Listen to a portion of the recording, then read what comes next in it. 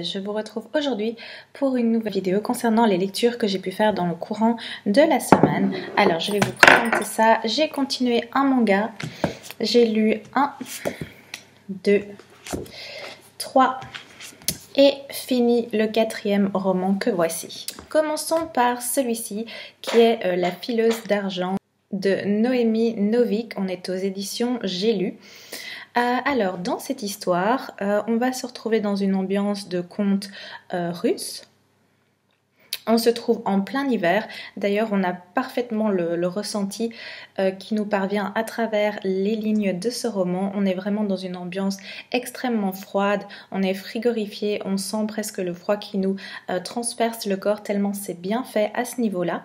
Et on va suivre l'histoire de trois personnages féminins qui sont Myriam, Wanda et Irina. Myriam, une jeune fille, pour sauver sa famille, va décider de reprendre le travail de son père, travail que son père ne fait pas très bien, il est prêteur. Et son père se débrouille absolument pas dans ce travail. Il y a plein de personnes qui leur doivent de l'argent, mais il est coulé. De ce fait, sa famille est mise à mal. Ils ont des problèmes financiers. Étant donné qu'on est en plein hiver, ils ont des problèmes pour trouver de la nourriture. Ils ont des soucis pour se soigner également. Donc Myriam décide de prendre les choses à bras le corps et de faire le travail de son père. Et contre toute attente, elle fait ça vraiment très bien. Elle réussit à récupérer tout l'argent qu'on leur devait, ou en tout cas une grosse partie de ce qu'on leur devait, et la famille se remet petit à petit au niveau financier. Le souci, c'est que en réalisant tellement bien ce travail, elle attire l'attention du roi des Starik, donc ce sont des créatures de l'hiver, et elles ont une réputation de créatures cruelles et vraiment dangereuses. Elles viennent de temps en temps dans le pays et ça peut se terminer par des bains de sang. Donc les Starik sont vraiment craints des habitants du village. Et Myriam, elle va attirer l'attention de ce roi dangereux qui va lui faire une proposition. Il va lui demander par 3 fois de changer l'argent en or et si elle réussit, il y a une récompense à la clé. Alors, le second personnage, c'est le personnage de Wanda. Wanda, elle est une fille de ferme. Elle vit avec son père qui est extrêmement violent et alcoolique. Sa maman est décédée et elle a encore 2 autres frères. Elle n'a pas de bonne relation avec sa famille, surtout pas avec son père, on comprend bien pourquoi. Et avec ses frères, elle avait jusqu'à présent pas vraiment de relation avec eux. Son père avait une dette vis-à-vis de la famille de Myriam et pour rembourser cette dette, Wanda va travailler pour eux, va travailler pour cette famille, des travaux de ménage, de ferme, etc. Et enfin, on a le personnage d'Irina, Irina est une fille de duc. Donc elle a une autre condition de vie que Myriam et Wanda. Elle n'a pas de problème d'argent, par contre elle n'est pas mieux lotie étant donné que son père, il n'a pas une grande considération envers sa fille. Tout ce qu'il veut faire, c'est la marier au plus vite. Et il espère la marier au tsar. Au tsar qui est un homme qui a une réputation horrible. C'est apparemment un homme très cruel et violent. Et son père, il en a vraiment rien à faire. Tout ce qu'il veut, c'est caser sa fille au plus vite et de faire vraiment une bonne union. Et donc dans ce livre, on va suivre le destin de ces 3 femmes, le destin qui va les rapprocher évidemment. Et l'objectif final de ces 3 femmes sera vraiment de sauver le monde de l'hiver éternel. J'ai bien aimé la lecture. Il y a certains moments par contre où j'ai trouvé que c'était un petit peu long à mon goût, mais l'histoire est sympa dans son ensemble. On se retrouve bien dans l'ambiance, comme je l'avais dit, du froid, de l'hiver. Il y a un côté fantastique avec de la magie, avec des créatures assez particulières. Je suis contente de l'avoir lu dans cette période, donc justement dans le courant du mois de janvier, pour rester dans ce côté froid et de mieux ressentir toutes ces sensations. L'histoire met vraiment l'accent sur ces trois femmes, les trois femmes qui sont des femmes fortes, elles sont déterminées, elles sont courageuses.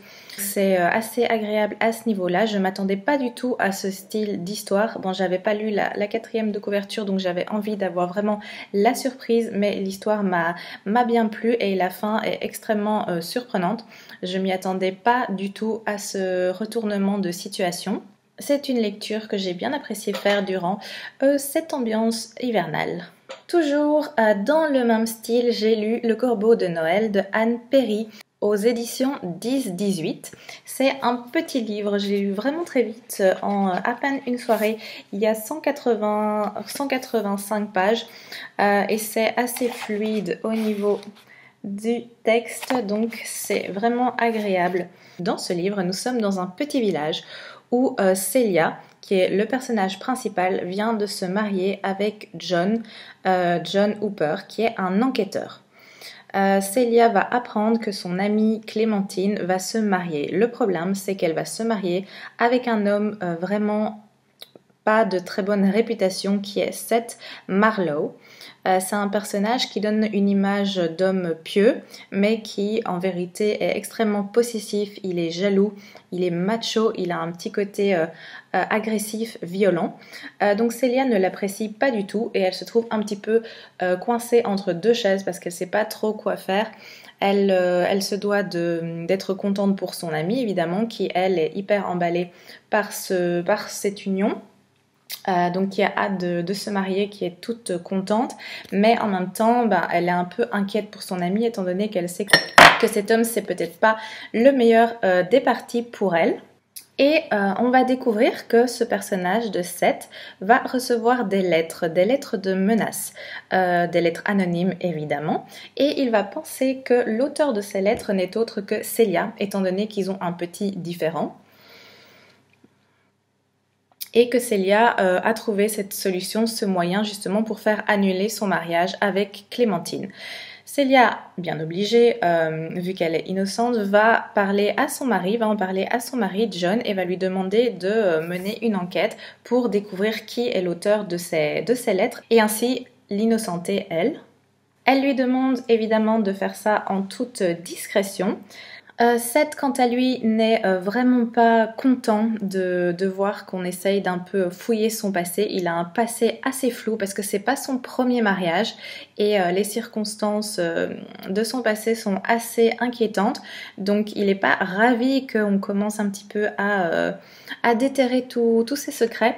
Mais évidemment, le passé va le rattraper. Donc c'est un agréable roman, c'est une ambiance ici, on est juste avant Noël. Ça aurait pu être un petit peu plus travaillé parce que honnêtement, si j'avais pas lu si c'était pas mentionné dans le titre et 2-3 fois dans le livre, c'est pas flagrant en tout cas dans le livre, donc ça aurait été peut-être sympa si il y avait plus de contenu à ce niveau-là pour cette thématique-là, mais sinon c'est une enquête qui est rondement menée grâce à Celia et son mari John. Ce sont deux personnages sympas, attachants, l'écriture du livre est vraiment fluide, rythmée, les pages se tournent toutes seules, il se lit très vite, hein, c'est assez court comme je l'avais dit, donc c'était une lecture assez agréable et d'ailleurs quelques pages en plus ne m'auraient pas du tout déçue. Enchaînons avec celui-ci qui est L'Ordre des Sorciers. Le tome 1, c'est de Amélie Janot. C'est un livre auto-édité, me semble-t-il. Je l'ai découvert tout à fait par hasard et j'ai eu envie de découvrir l'histoire. Alors au niveau de l'histoire, on est dans une ambiance sorcier, école de sorciers, sortilèges, créatures un peu fantastiques, donc parallèle avec Harry Potter. En tout cas, moi, je l'ai ressenti comme ça. Et on va suivre une jeune fille qui s'appelle Amandine, qui, le jour de ses 15 ans, devient une sorcière et va se rendre dans une école de sorcellerie qui se trouve au palais d'Adrada. Et elle rejoint ainsi le monde magique, mais sous une fausse identité. Elle va apprendre qu'elle doit en fait rétablir l'équilibre du monde des sorciers qui a été bouleversé 12 ans auparavant. Et par rapport à ce déséquilibre du monde des sorciers, sa mère a eu un rôle à jouer. Elle sait que sa mère a été en fait bannie il y a 12 ans du monde des sorciers, qui a eu un meurtre également, et elle va essayer d'un petit peu découvrir ce qui s'est passé. Elle sera aidée dans cette quête par plusieurs de ses amis. Alors, la lecture, elle a vraiment été hyper rapide. Le livre, il fait 320 pages environ. C'est extrêmement fluide, c'est extrêmement aéré au niveau des pages, donc ça va hyper vite. Les chapitres, ce sont des petits chapitres assez courts, donc ça donne envie d'enchaîner plusieurs chapitres à la fois, donc ça c'est sympa. La couverture, elle est très jolie, je trouve. Elle reste dans l'ambiance un petit peu magie, fantastique et tout ça. J'aime bien dans les tons bleus, c'est uniforme. Par contre, j'ai trouvé que l'histoire s'enchaînait vraiment trop vite. L'intrigue, elle avance à toute vitesse. Il y a quelques fois, je lisais et puis j'apprenais quelque chose et je me disais, mais ça, comment c'est possible? Donc je revenais un petit peu en arrière pour voir le processus en fait, qu'est-ce qui s'était passé avant pour qu'on arrive à ça. Donc il y a certaines choses qui sont arrivées d'un coup et il n'y avait pas le développement derrière. Il y a peut-être un manque de profondeur à certains moments, un manque de développement de l'histoire. Il y a beaucoup de choses là-dedans. L'univers est vraiment très riche, mais justement l'univers magique est également pas assez développé. J'ai trouvé, en tout cas à mon sens, j'aurais aimé qu'on développe un peu plus cet aspect apprentissage des sorts, l'école, les personnages en eux-mêmes, parce qu'ils ont des aptitudes aussi, donc chacun a des aptitudes différentes, mais j'aurais bien aimé qu'on développe également un peu plus cet aspect. Donc voilà, il y a aussi les relations entre les personnages qui se font très vite. Il y a très vite des relations d'amitié, il y a très vite des relations amoureuses, on va dire. C'est pas assez construit. Moi, j'aime quand il y a un petit peu plus de construction à ce niveau-là. Donc peut-être qu'il aurait fallu un petit peu plus de pages. Je sais qu'il y a un second tome aussi, donc peut-être que dans le second tome, c'est justement là que toute la construction se fait, que le premier, c'est juste un peu une présentation pour être dans l'ambiance, et que dans le tome 2, là, peut-être qu'on a un peu plus de profondeur, de développement et d'informations à voir. Donc, pour ce premier tome, c'est un peu une lecture en demi-teinte en ce qui me concerne. Passons au manga que j'ai lu, c'est celui-ci, donc c'est La Petite Faiseuse de Livres, le tome 3. Je vais pas trop vous en parler étant donné que c'est le tome 3, donc je vais pas tout vous dévoiler. J'en ai déjà parlé dans les précédentes vidéos. Au niveau de l'histoire, on a une jeune femme qui est décédée, écrasée sous des livres lors d'un tremblement de terre, et elle va se réveiller dans le corps d'une petite fille, qui est cette petite fille Maine, qui a une santé vraiment extrêmement fragile. Elle est constamment malade, le moindre effort lui coûte vraiment beaucoup d'énergie, donc c'est pas facile de vivre dans le corps de cette petite fille. Et en fait, c'est une grande passionnée des livres, et dans le monde où elle se retrouve, il n'y a pas de livres. En tout cas, il y en a quelques-uns, mais qui sont uniquement destinés à la noblesse, aux gens riches, aux gens qui possèdent de l'argent, ce qui n'est absolument pas le cas de la famille dans laquelle elle se retrouve. Et elle va décider, avec les connaissances qu'elle a, de créer des livres afin d'avoir de la lecture. C'est une quête qui va pas être simple, évidemment, et ici on voit tout le processus pour y arriver. On avance un peu plus dans l'histoire. Dans ce livre, par exemple, on en apprend davantage sur le personnage de ce petit garçon qui justement va l'aider à arriver à son objectif de créer des livres. Donc c'est assez agréable. On avance tout doucement dans la lecture. Je trouve ça vraiment super chouette. Le seul souci, c'est que c'est le dernier tome que je possède, donc j'ai 1, 2, 3, mais j'ai pas la suite, donc je vais être obligée d'acheter la suite du coup. Continuons avec celui-ci, c'était ma lecture en cours de la semaine passée et peut-être encore la semaine d'avant, étant donné que c'est quand même une brique qui fait plus de 600, presque 700 pages. C'est Les filles de la villa aux étoffes, le tome 2 de Anne Jacobs. On est aux éditions 10-18, c'est ici en édition de poche. J'ai adoré, je l'ai terminé hier et il fallait absolument que je le termine. Nous sommes dans un tome 2, donc je ne vais pas tout vous raconter, mais de nouveau, pour le contexte, on se trouve à Augsbourg, en Allemagne. C'est pendant la période de la Première Guerre, donc avant et pendant. Ici, dans ce tome, on est vraiment pendant la guerre et quand elle se termine au niveau de la situation temporelle. Et on va toujours suivre les personnages, donc les habitants de cette villa aux étoffes, qui est une famille bourgeoise riche qui produit du textile, des étoffes. On a le père et la mère, donc monsieur et madame Melzer, qui ont 3 enfants qui sont Paul, Elisabeth, Katharina, dit Kitty, et ils vont avoir leur vie complètement chamboulée à l'arrivée d'une nouvelle domestique qui se nomme Marie et qui a vraiment son destin qui est lié à cette famille. J'en en dis pas plus parce que j'ai pas envie de vous apporter des informations en parlant davantage, mais je conseille vraiment cette lecture, c'est super. J'ai dévoré le tome 1, j'ai à présent dévoré le tome 2. Mon seul souci, c'est que le tome 3, je pense, est pas encore sorti. Je crois qu'il sort début février. Bon, ça va, on est quasiment à la fin du mois de janvier, en tout cas en poche, parce que pour les grands formats, c'est de l'édition Charleston et ils sont déjà tous disponibles, mais étant donné que j'ai commencé cette saga en roman poche ici avec l'édition 10-18, je vais la continuer. Du coup, je patienterai février pour pouvoir avoir le 3e tome et ensuite me plonger dans cette lecture. J'ai encore lu une petite chose, c'est un roman graphique. Celui-ci, j'ai découvert celui-là tout à fait par hasard en faisant des courses. En fait, j'en ai vu 4. C'est du livre U4 qui reprend à chaque fois un prénom. J'avais acheté, quand ils étaient sortis, un de ces livres. Celui-ci que je n'ai pas encore lu, qui est dans mon chariot à lire. Ici, c'est le personnage de Yanis qu'on va suivre. Pour la BD, j'en ai acheté 2. En fait, j'ai craqué pour 2. Donc, j'ai pris Jules, que j'ai déjà lu, et j'ai également acheté celui-ci, donc Stéphane. On voit à l'arrière les 4. Donc, on a ici Jules, on a Stéphane, on a Yanis, donc hop, Yanis. Et alors, on a, attention, Cordiwen. Et apparemment, il y en a un 5e qui serait Chronos.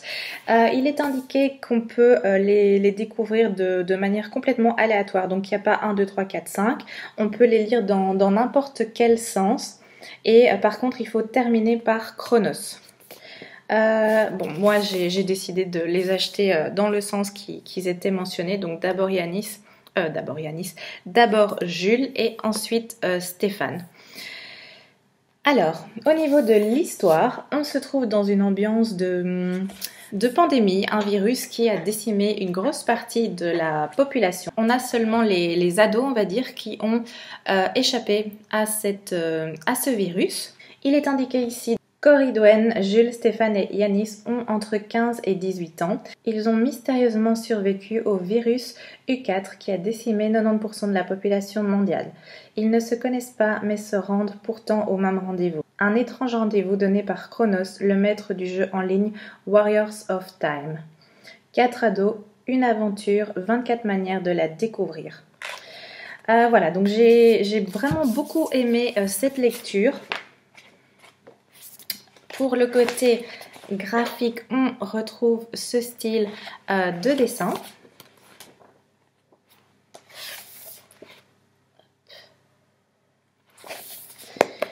C'est ici aux éditions Dupuis et dans celui-ci donc on suit Jules qui est le personnage principal.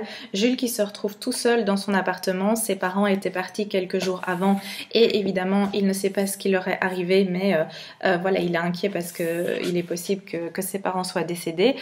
Il a un grand frère mais il peut pas vraiment compter sur lui parce que son grand frère a des problèmes de drogue et il a également disparu.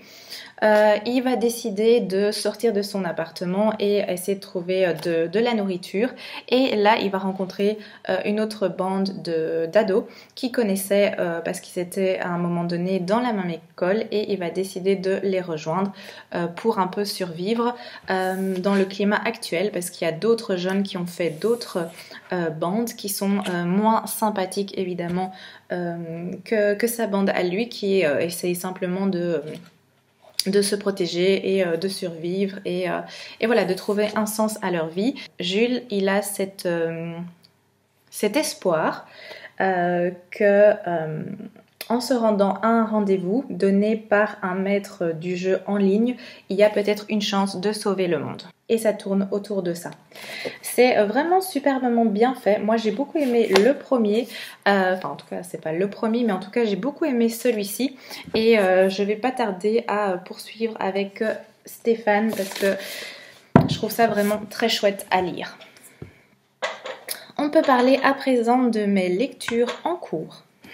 Tout d'abord, il y a celui-ci, Autant on emporte le vent, la partie 2, c'est de Margaret Mitchell et ici c'est l'édition de Gallmeister avec cette superbe couverture. J'en avais parlé la semaine passée parce que j'avais fini le tome 1, donc dans le tome 1 on a ici l'ombre de Scarlett et dans le tome 2 on a ici l'ombre de Rhett Butler. Je continue tout comme le 1 à le lire en audio. J'ai bien avancé, je suis ici, donc je suis à la page 434 et il y en a plus ou moins 700. J'avance bien dans ma lecture, c'est toujours un plaisir de me retrouver dans cette ambiance. Donc ici, on est plus après la guerre, donc la guerre de sécession où le Nord a gagné, où les Noirs sont affranchis et le pays essaye vraiment de se remettre de ces années de guerre, de ces nouvelles conditions de vie, de ces familles riches en fait qui ont perdu toute leur fortune et qui essayent de se reconstruire. Et on suit le personnage de Scarlett toujours avec beaucoup de plaisir dans ce roman-ci. Bon, elle a toujours son caractère, mais c'est vraiment une femme forte, extrêmement ambitieuse et heureusement qu'elle est là parce que c'est elle qui arrive à faire vivre toute sa famille, c'est elle qui a la volonté, celle qui n'a pas peur de se salir les mains et de prendre les choses en main. Donc c'est un personnage vraiment extrêmement fascinant. Et alors on a Rhett Butler qui lui est considéré comme n'étant pas un gentleman justement. Il n'hésite pas à faire ce qu'il y a à faire, même si c'est avec des moyens illégaux. Et du fait de sa réputation un peu sulfureuse, il n'est pas vraiment sympathique aux autres personnages, aux hommes et aux femmes qui le connaissent, parce que justement il est complètement en dehors de ces conventions, de la bienséance, de la façon de parler qu'il faut avoir, etc. Et voilà, il y a vraiment un lien qui unit Scarlett et Rhett Butler et on continue à découvrir en fait ce lien qui les lie. Et je poursuis vraiment cette lecture avec beaucoup de plaisir. J'aime vraiment beaucoup cette ambiance. C'est superbement bien fait. C'est vraiment un plaisir à écouter dans ce cas-ci. J'ai également continué cette lecture qui est Nuit de Bernard Minier aux éditions Pocket. J'ai bien avancé parce que j'ai dépassé la moitié actuellement. J'aime bien, c'est vraiment chouette. J'avais lu précédemment de Bernard Minier Glacé, que j'avais beaucoup aimé. C'était le premier livre que je lisais de lui. Ici, c'est le second donc, et on retrouve, ça c'est agréable, le même personnage qui était dans le livre Glacé. Donc on a le même commandant qui est le commandant Servaz. On le retrouve avec son caractère, avec ses proverbes en latin. C'est assez agréable et ça commence très très fort. On démarre d'abord avec l'histoire, ou en tout cas une partie d'histoire consacrée à un personnage qui s'appelle Kristen. Kristen qui est une inspectrice norvégienne et elle doit mener une enquête parce qu'il y a eu un meurtre très trash dans une église et l'enquête l'amène sur une plateforme pétrolière en pleine mer. On pense que l'assassin travaillait sur cette plateforme pétrolière. Il l'a quittée évidemment. Elle trouve dans la cabine du suspect, de cet homme qui a quitté la plateforme, en tout cas qui n'est pas revenu à la date prévue. Elle trouve plein de photos dont le sujet principal notamment est le commandant Servaz. Donc elle va se rendre évidemment en France pour le rencontrer. Lui, Martin Servaz, il a eu une enquête un peu difficile parce que il recherchait un violeur en série. Le souci, c'est qu'il a été gravement blessé en essayant de l'appréhender. On lui a tiré dessus, donc il a passé plusieurs semaines dans le coma. Et là, il vient de se réveiller. On le consulte donc à l'arrivée de Kristen pour cette enquête parce que l'auteur présumé de ces crimes qui ont eu du coup en Norvège serait Julian Hirtman. Donc de nouveau c'est un personnage qu'on avait retrouvé dans le roman Glacé, qui est un très dangereux tueur en série qui s'est échappé de l'asile psychiatrique. Il semble avoir une obsession pour Martin Servaz. Il a disparu de la circulation depuis quelque chose du style 5 ans. Mais voilà, on retrouve sa piste. Et parmi les photos retrouvées, il y avait également la photo d'un enfant, un enfant qui s'appelle Gustave.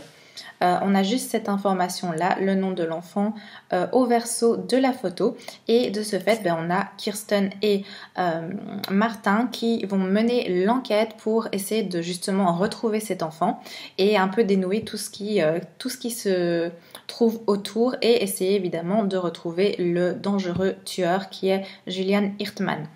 Voilà, j'en dis pas plus. J'aime vraiment bien la lecture. De nouveau, ça se lit tout seul, on est pris dedans. C'est fluide, c'est bien fait. Tout est... il se passe des choses, il y a des chamboulements, il y a des liens qui se connectent. C'est vraiment une très chouette lecture, j'aime vraiment beaucoup. Je vais pas tarder à le finir, à mon avis, je le terminerai dans le courant du week-end et je vous en parlerai peut-être un peu plus dans la prochaine vidéo. La seconde lecture en cours, c'est celle-ci que j'ai commencé hier, tout juste hier. Je l'avais dans ma pile à lire et j'ai vraiment eu envie de le lire. C'est aussi un livre en auto-édition, je pense. C'est L'été meurtrier d'Oxford. Ici, c'est Chou à la crime. J'adore la couverture. C'est la couverture qui m'a intriguée. Ça fait un petit peu penser à Agatha Raisin dans le style. J'ai l'impression. Le petit jeu de mots, l'été meurtrier et Chou à la crime. J'ai été vraiment intriguée. C'est le premier tome. J'ai commencé hier et regardez, je suis déjà à la page 78. C'est vraiment très agréable au niveau de la lecture. C'est bien fait. C'est fluide, c'est aéré. Ça se lit vraiment rapidement. L'histoire se passe au début dans un salon de thé où on suit le personnage de Gemma. Ou Gemma, je ne sais pas comment il faut prononcer, qui est une jeune femme de 29 ans qui est diplômée d'Oxford. Elle a fait pendant quelques années un travail vraiment important et en fait elle en est dégoûtée, donc elle a pris la décision de démissionner et d'ouvrir son propre salon de thé dans la ville d'Oxford, tout près en fait de l'université. Elle a pour l'aider une de ses amies, donc Cassie, une amie d'enfance, et elle a son pâtissier qui s'appelle Fletcher. Elle a monté cette petite affaire contre l'avis de ses parents qui eux sont de l'ancienne école et qui n'approuvent pas vraiment son choix de vie. Pour eux, elle est tombée un peu bien bas, étant donné quand on fait l'université d'Oxford, on s'attend à ce qu'on ait une carrière de folie. Et le fait qu'elle ait tout laissé tomber pour ouvrir ce salon de thé, apparemment, ça leur reste un peu en travers de la gorge. Donc, c'est un peu compliqué à ce niveau-là. Mais elle s'épanouit vraiment dans ce nouveau travail. Elle a l'impression d'avoir trouvé sa voie.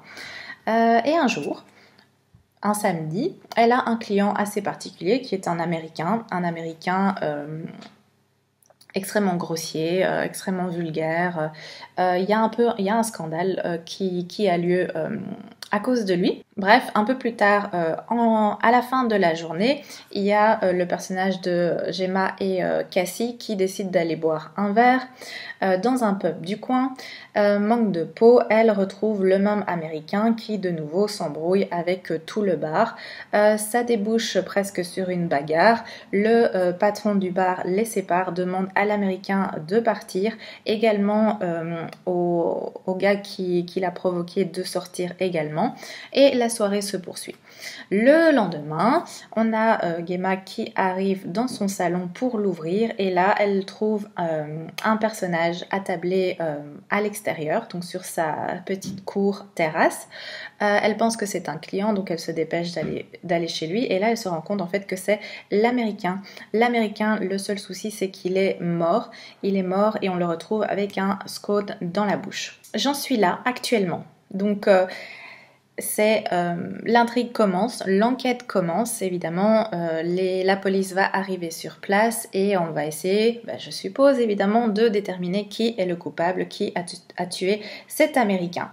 C'est vraiment superbement bien écrit, j'adhère vraiment beaucoup. C'est fluide, c'est léger, on se retrouve dans un cosy mystery, un peu du style un rendez-vous avec le crime ou un peu Agatha Raisin, enfin ce genre de cosy mystery. On est un peu dans l'ambiance profondément anglaise, le côté british et tout ça. C'est vraiment agréable et je vais poursuivre cette lecture très très vite parce que je passe un très très bon moment. Alors, encore une petite chose, j'ai reçu un colis à l'instant et j'ai tout ceci. On va découvrir ça. Alors, petite enveloppe avec un petit stickers de pull de Noël, tout mignon. Alors, merci infiniment pour votre commande. Passez de belles fêtes. Ah, c'est super gentil. Hop, vous avez la petite carte ici avec les informations. À l'arrière, je vois qu'il y a une petite horloge. C'est super beau. Et j'ai reçu en plus un petit stickers et un petit thé. Alors, un petit thé vert casse-noisette. Ah ben super, j'ai hâte de goûter. C'est super gentil. Alors ici, il y a une enveloppe avec de nouveau le petit logo. Ah oui, j'avais acheté effectivement cette carte que je trouvais trop belle. Une petite carte ambiance de Noël avec tous des livres. Chouette. Et voici, ça, ce sera les marque-pages sans doute. J'avais pris un lot de 4. Les voici. Hop, on a celui-ci. On boit le thé pour oublier le bruit du monde, proverbe chinois. Avec un recto verso avec la même chose. On a ensuite celui-ci, petite ambiance de Noël, pull de Noël, chaleur, hiver, etc. J'ai celui-ci aussi, lire c'est éprouver le temps subtil de minutes à soi. Et enfin celui-ci, plus ambiance automne, avec thé, petite citrouille, mais je les trouvais trop beaux. Je suis super contente de les avoir reçus. Ça a été hyper vite, je les ai commandés en début de semaine et c'est déjà là. Et ici c'est la tasse. La tasse, oups, désolée pour le bruit. Je vais essayer de limiter ça, voilà. Ah, ça a l'air bien emballé. Hop, petit stickers. Mug d'automne. Il y avait un mug hiver et un mug automne. J'ai beaucoup hésité. Finalement, je me suis décidée pour le mug automne. Peut-être que j'achèterai le mug hiver l'année prochaine. On verra bien. En attendant, le voici. Super beau. Hop. Avec de l'autre côté. Et on voit à l'intérieur la petite phrase Hello Pumpkin. Et à l'arrière. Ah, je suis super contente. Ben, je vais pouvoir du coup tester. Où est-il? Le thé dans la petite tasse. Super, merci beaucoup pour cette commande, je suis super ravie. Voilà, c'est tout pour mes lectures que j'ai eues cette semaine, mes lectures en cours également. Je vous remercie d'avoir regardé cette vidéo. Je vous souhaite de belles lectures, je vous souhaite un bon week-end. Je vous dis à très bientôt pour une prochaine vidéo.